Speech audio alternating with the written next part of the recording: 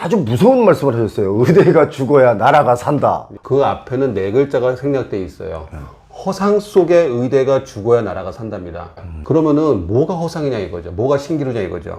지금 의료 수가가 낮다는 얘기는 이미 공론화되어 있습니다. 어떻게 보면은 강아지의 그 가슴 엑스레이 사진보다 사람의 엑스레이 사진이 더 쌉니다.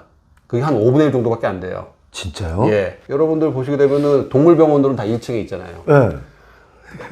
그 의원들은 1층인 데가 거의 없어요. 생각해보니까 그러네.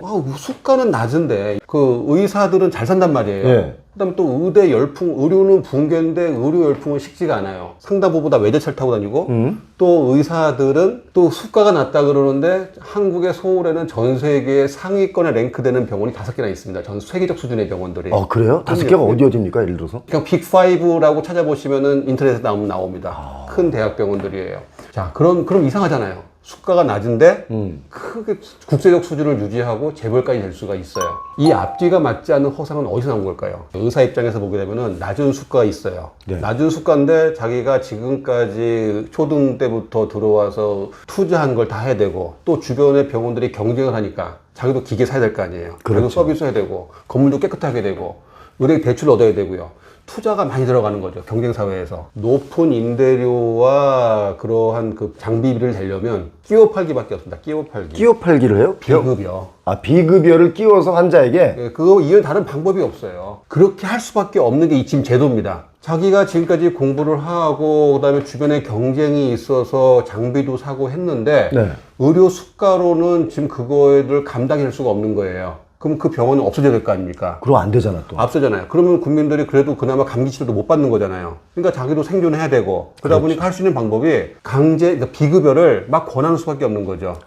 지금 의사들 입장에서도 처음엔 이렇게 하는 것이 탐탁지가 않았어요. 근데 지금 살다 보니까 선택의 여지가 없고 이제는 아예 처음부터 그냥 나 비급여로 하겠다라고 이제 시작이 되는 거죠. 그러니까 의사들 입장에서도 이거를 사실 하고 싶어서 하는 게 아니라 생존 때문에 어쩔 수 없이 시작이 됐다가 이제 그것이 이제 버릇이 된 겁니다. 그러면 환자 입장에서는요, 어디 가서 진료를 받으려면요, 의사들이 하는 거의 강권하다시피 하는 비급여를 해야 되는 거예요.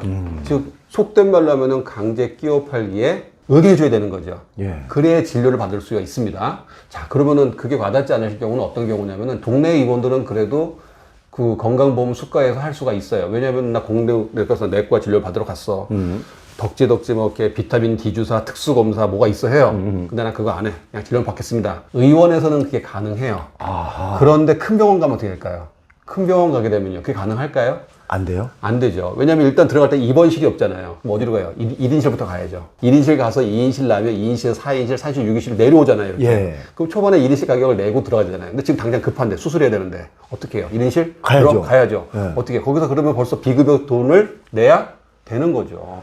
간호사고 의사가 뭔가 계속 서류를 갖고 옵니다. 사인하라고. 예, 비급여 사인입니다. 비급여 제재 써야 됩니다. 이거는 무슨 합니다. 얘기해야 돼요. 하게 되는 겁니다. 게다가 또 그 비급여에 사인하지 않게 되면 마치 병원에서 자기를 정성 들여 봐주지 않을 만한 불안감이 또 밀려오는 거죠. 혹시 나를 괜히 그렇죠. 좀 쉽게 대하는 거 아니야? 그렇죠. 예. 법으로는 분명히 건강보험 제도가 있어요. 실제적으로는 큰 병원에 가게 되면요, 건강보험 제도가 작동을 하지가 않는 겁니다. 환자 입장에서는 뭔가 그 진료를 제대로 받으려면, 위중증 진료를 받으려면 병원도 어쩔 수 없는 강제 권유, 비급여, 환자들도 어쩔 수 없이 그걸 당해줘야지만이 되는 거죠. 대한민국의 선택의 여지가 없어요. 자, 두 개의 갈등이 폭발이 됐죠. 네. 폭발이 되니까 환자나 의사나 갈등 속에서 자기를 지켜야 됩니다. 환자가 지킬 수 있는 방법은 딱 두 가지가 있습니다. 어떻게 해요? 맘카페에서 의사들 욕하는 거예요. 그렇죠. 내가 이런 힘이 있어. 내 맘카페에서 몇만 명한테 영향력이 있어. 난 나한테 잘 보여. 그 환자 입장에서는요, 그게 옳건 그러던 간에 그거엔 방법이 없어요. 그게 영향력이 있어서라기보다 어디 하소연할 데가 없으니까 거기다가 하는 그렇죠. 거거든. 그다음에 또 한 가지는 소송이 있습니다. 요즘 소송이 민사소송에서 형사소송으로 오거든요. 그러니까 그 환자 입장에서도 자기를 보호해주고 자기가 권리를 주장할 수 있을 만한 곳이 옳건 그르던 간에 맘카페하고 예. 소송밖에 없는 거예요. 그러네. 예, 그러면 반대로 의사들은요, 다른 방법이 없어요. 강제적으로 비급여를 권해서 병원을 유지하는 것 이외에는 대한민국 구조에 다른 선택지가 없습니다. 자기도 이제 서바이벌을 해야 될 거 아니에요. 소송을 이겨야 될까요? 아니죠. 그러면? 소송을 피하는 겁니다. 피하려면 어떻게 해야 돼요? 필수거를 안 하는 거예요. 그럼 제가 한번 질문 한번 드려볼게요. 네. 환자가 앞에서 좀 죽어가는 환자가 있어요. 근데 이 사람을 자기가 손을 진료를 하면 70%를 살릴 수가 있어요. 그러면은 의사가 달려들어서 이 사람을 살려야 될까요, 말아야 될까요? 당연히 살려야죠. 당연히 살려야 되는 거죠. 그런데 그 반대로 질문 한번 해볼게요. 예. 근데 이 환자를 손을 댔을 때 소송 걸릴 확률이 30%예요. 그러면요, 손을 댈까요, 안 댈까요? 진료를 시작할까요, 안 하실까요? 되려고 하지만 소송이라는 게 또 예. 나를 귀찮게 하니까 예, 손을 안 대게 되겠지. 처음에 의사들, 초심자들은 그 손을 댑니다. 왜냐면 학교에서 그렇게 배웠기 때문에. 근데 한 번 그렇게 소송을 겪고 나면은요, 그거 그냥 손 안 댑니다.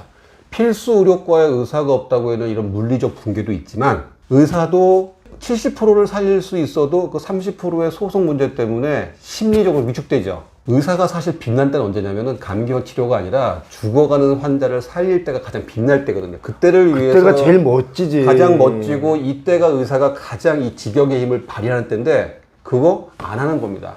근데 그렇게 되면 고민하잖아요. 고민하기 싫으니까 어떻게 해요? 필수과 아예 처음부터 안 하는 겁니다. 그러니까 지금 소아과 폐과가 되는 가장 큰 이유는 뭐 여러 가지 이유도 있지만 가장 직접적인 이유는 지난번에 무슨 대학병원에서 소아과 의사들 형사처벌했잖아요. 네. 그때부터 그냥 확 죽기 시작했어요, 소아과가. 근데 요번에 또 그런 문제가 또 발생했죠. 이번엔 응급의학과입니다. 응급의학과가 실형이 나왔어요. 전국에 있는 그 병원들이 올바르게 판단을 받고 그 환자들도 보상을 받을 수 있는 보험제도라든지 아무튼 그런 부분들이 지금 있는데 예를 들면 대한민국에 있는 의원급들은 전체 한 절반 정도만 그런 보험이 들어가 있고요. 대학병원들은요. 한 30% 정도밖에 안 들어가는 걸로 제가 지금 알고 있습니다. 왜 그런 보험들을 안 들을까요? 왜냐면은 그렇게 보험료를 내는 게 비싸고 그 보험료를 내는 것보다는 자기가 자체적으로 변호사를 고용을 해서 하는 게 더 싸다? 하는 게 더 저렴하게 되기 때문에 그래요. 자, 그러다 보니까 환자 입장에서는요. 소송을 걸었을 때 민사에서 승소하기가 쉽지가 않죠. 한쪽은 조직이고 네. 한쪽은 개인이고 네. 그러다 보니까 어떻게 됐습니까? 민사뿐만 아니라 형사로 넘어가기 시작한 거예요. 거기에 대해서 법원도 약간 부안해동하고 있는 부분이 있습니다. 사법적 자제를 하지 않고 있는 거예요. 사회 구조를 잘 모르고. 그러면 의사 입장에서는 물론 자기가 잘못한 부분이 있는 의사들도 있어요. 하지만은 잘못을 안 하고서 그런 되는 부분도 있습니다. 그럴 수 있겠죠. 그렇죠. 환자 입장에서도 의사가 잘못해서 소송한 경우도 있지만 의사의 잘못이 아닌 경우도 소송을 걸 수 있죠. 그렇죠. 자, 그럼 이거 실익을 따져봐야 됩니다. 어떻게 풀어나갈까요? 의사들도 지금 그 의료 배상보험이라든지 네. 그런 걸 다 드는 겁니다. 환자들도 같이 드는 거예요. 다 같이 드는 거죠. 예, 그러고서 만약에 문제 터지면은 우리 거기서 병원에서 뭐 꽹과리 들고 뭐 이런 거 하지 말고 예. 제3자한테 제대로 맡겨보자. 그래서 잊어버리고 또 진료하고 생활하고 그리고 거기 나온 부분에 대해서 객관적으로 다 들어가서 한번 판단 내려보고 이런 사회적 문화가 돼야 되는데 지금 그런 사회적 문화가 되기는 지금 이 제도가 어렵죠. 왜? 환자는 환자 나름대로 자기 몸을 지켜야 돼요. 의사 나름대로 자기가 서바이벌 해야 돼요. 그렇지. 서바이벌 하기 위해서 강제적으로 그 비급여도 권하는 것이고 서바이벌 하기 위해서 필수과를 안 하는 겁니다. 그 시험에 들지 않기 위해서. 이제 앞으로는 정말 이런 문제들이 사회적 갈등을 많이 일으킬 수 있겠네요. 예. 이제 시작됐으니까. 이제 시작됐으니까요. 그러면 여기서 좀 대한민국의 복지를 한번 보자 이거죠. 복지라고 하는 건 뭐냐면 제가 이제 우산에 많이 표현하는데 비가 막 와요. 네. 그럼 국민이 10명이 있어요. 네. 10명에다 우산을 쫙 펼쳐서 10명을 보호하는 게 복지입니다. 감기는 재난이 아닙니다. 위중증이 재난이에요. 자, 그렇게 되는 게 복지의 마음이지요. 주요국들은 다 어느 나라든지 재정이 충분한 나라는 없지 않습니까? 그러니까 100% 다 못 펼치고 한 75%만 펼쳐요. 우산을. 그럼 우산을. 그래서 이쪽에는 부자들 25%는 야, 그래도 너희들은 그 좀 자기가 스스로 방어할 능력 있지 않니? 니들이 좀 해라 하면서 중산층으로 75%를 열심히 보호합니다. 그러니까 75%는 어떤 경우든 간에 그래도 위중증이라든지 자기가 그 먹고 살 수 있는 최소한의 것은 국가가 마련해 주는 게 이게 복지예요. 이래야지만이 나머지 그 자기가 더 이상 불안하지 않으니까 회사에 나가서 일도 잘하고 사업도 되는 거고 거기에 대해서 실패도 뭔가 자기가 나락으로 떨어지지 않으니까 창업도 하는 거고. 그렇죠. 복지제도의 목표는 이게 공산주의 제도가 아니라 복지제도는 말 그대로 자유민주시장 경제가 잘 돌아가기 위한 제도입니다. 그럼 대한민국은 지금까지 75%는 아니라도 60%는 보호한다 그랬어요. 그러면 대한민국 사람들이 60% 되니까 앞으로 나 75%가 되려면 한 15%만 돈 더 내면 돼. 열심히 할 수 있어. 돈 쓰자. 그런 줄 알았죠. 근데 그게 아니고 뭐였냐면 강제 지정제로서 전 국민 100%를 쫙 펼쳤습니다. 자랑을 했어요. 그런데 그 안에 구멍이 40% 찢어져 있는 거예요. 의사는 펼쳤는데 구멍이 막 뚫려 있는 거지. 40%가 펼쳐져 있는 거죠. 그거 딱 있는 거죠. 자, 그러면 감기 같은 가랑비가 올 때는 그 우산 밑에 가면 피해지죠. 근데 그때는 가랑비는 우산이 필요가 없습니다. 문제는 폭우가 왔을 때예요. 찢어진 우산 써보셨어요? 아, 그럼요. 찢어졌으면요, 비 거의 그냥 못 맞는- 막습니다. 그냥 맞는 거야. 맞는 겁니다. 네, 맞는 겁니다. 그러면 대한민국이 지금 갖고 있는 의료 복지 제도가 있는 겁니까? 없는 겁니까? 없습니다. 정부가 얘기하는 우리는 60%를 보호하고 있어요가 주요국이 얘기하는 75%를 보호하고 있어요. 15%만 되는 그 차이가 아니고 구조 자체가 틀린 거예요. 허상 속의 의대가 주거든다는 건 뭐냐면 네. 자, 지금 상황은 이래요. 자, 그런데 의대를 보내다 초등의대반에 보냈어요. 자, 그래서 의대가 좋아서 스카이캐슬이라고 해서 의대에 들어왔더니 드디어 이제 알게 된 거예요, 현실을. 자기가 강제 비급여를 하지 않으면, 강제로 환자들한테 이걸 권하지 않으면 자기가 서바이벌 할 수 없다는 걸 드디어 알게 된 거예요. 그러니까 대부분 다 의과대학 가다가 교수 뭐 이런 거 다 없애버리고 다 나가서 이제 보톡스 필러, 뭐 통증 주사 하는 거잖아요. 현실을 깨달았기 때문입니다. 그렇게 해서 또 성공한 의사가 있는 거예요. 메이크 머니 해서. 예. 그걸 엄마들이 또 봐요. 아, 겉을 본 겁니다. 그러면 우리 아들, 딸들은 또다시 초등의대반을 보내야 되겠네. 라고 하면서 또 허상 속을 보고 또 초등의대 보는 거죠.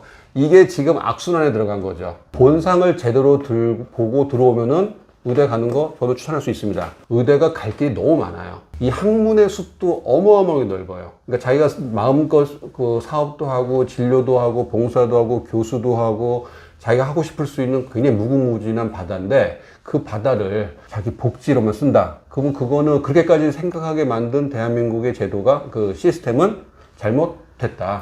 이거를 처음부터 바꿔야 된다. 즉 의대를 들어올 때 허상 속의 의대를 보지 말고 본상을 보고 들어오십시오. 이게 바로 의대가 죽어야 나라가 산다는 뜻입니다.